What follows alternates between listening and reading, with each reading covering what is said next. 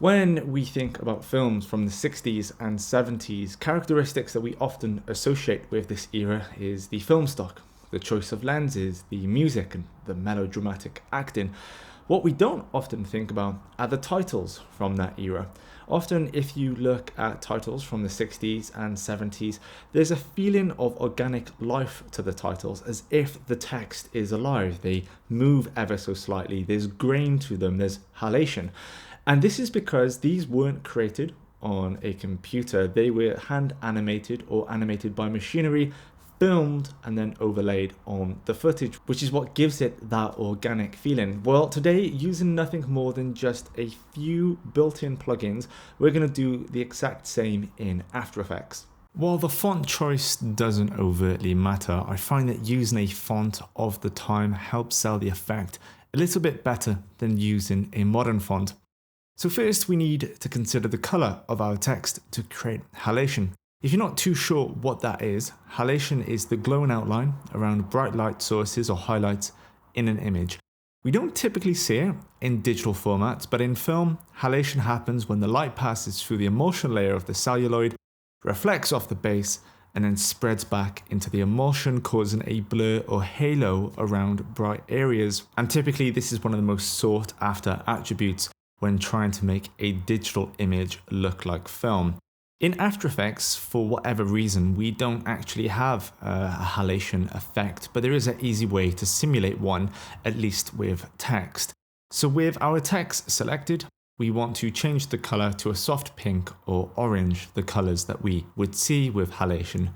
Then we're going to add a basic glow effect to the text layer. And in one of the rare instances, the default glow settings are actually decent enough.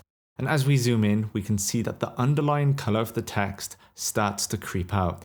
This now bears semblance to halation. We could further emphasize the effect by increasing the glow radius if you wanted, but only do so very slightly. So in my example, I'm just going to touch the radius up from 10 to 18 to make the halation slightly more apparent. This looks pretty great. Now, back in the 60s and 70s, given that text was handcrafted, then filmed, transferred, printed, and then projected back at the cinema screen, the text was very rarely as sharp we would see in the likes of After Effects. So therefore, add a Gaussian blur and increase the blurriness from 5 to 10. I've settled on a level of 6. Now we're going to add an adjustment layer and add grain. The reason for using an adjustment layer rather than applying the grain directly to the text itself is because grain can severely affect the performance of your system. And if you're adding this text to a larger group of animations, you might want to turn the grain off to increase performance efficiency. But if it's tucked away within the text effects control panel, it's going to be a little bit tedious going into the text, going into the effects control panel, going down the list of effects, and then turning it off. Therefore, an adjustment layer will allow you to just turn off the grain in one hit. However, ensure to set the adjustment layer with adequate matte settings if we are working in a larger composition, so it's just hitting the text itself. Or alternatively, you could just pre-comp it. With the grain effect added, change the settings to the following: viewing mode final output, preset codec vision 250D, intensity 07, monochromatic on. This will give the text a film-like appearance, and when I click play, even static with no movement, we can subtly see a level of organic life within the text.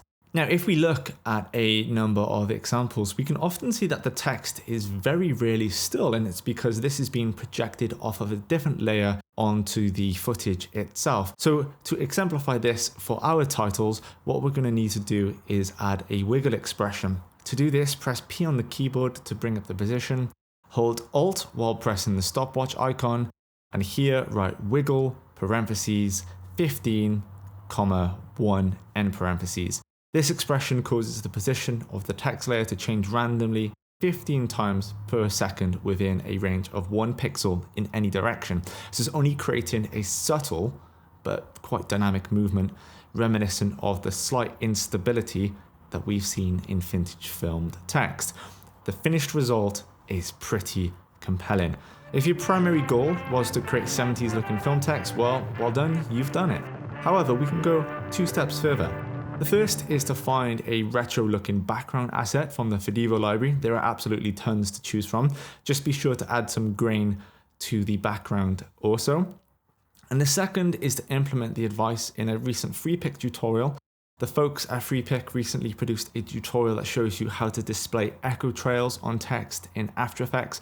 And this too is a staple of 60s and 70s text. And when combined with the advice from this tutorial, you can create some realistic looking vintage text. I'm really happy with the results of that. And we've just used some of the bare components of After Effects.